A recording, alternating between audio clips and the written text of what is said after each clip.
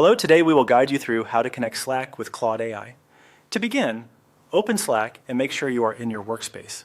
You can start from any channel view, since the goal is simply to access the area where Slack apps and agents are managed.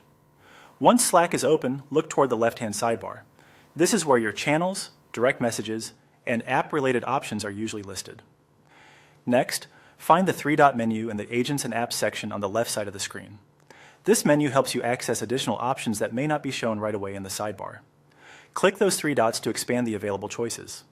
If your sidebar looks slightly different, take a moment to scan the left panel carefully because Slack layouts can vary a little depending on your settings or workspace configuration. After that, choose Browse Apps. This will take you to Slack's App Marketplace or App Browser, where you can search for tools and integrations that work inside your workspace. This is the section Slack uses to let you discover and install external services, including AI assistants.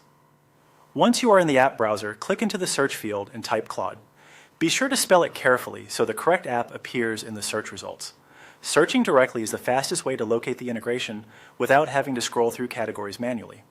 When the Claude app appears in the results, click on it to open its app page. This page typically gives you a brief overview of what the app does, what permissions it may need, and how it works inside Slack. It's a good idea to glance over this information so you understand what you're connecting before moving forward. From there, click Add to Slack. This starts the connection process between Slack and Claude AI. After selecting it, simply follow the on-screen procedure to complete the setup. Depending on your workspace, you may be asked to review permissions, confirm access, or approve the installation.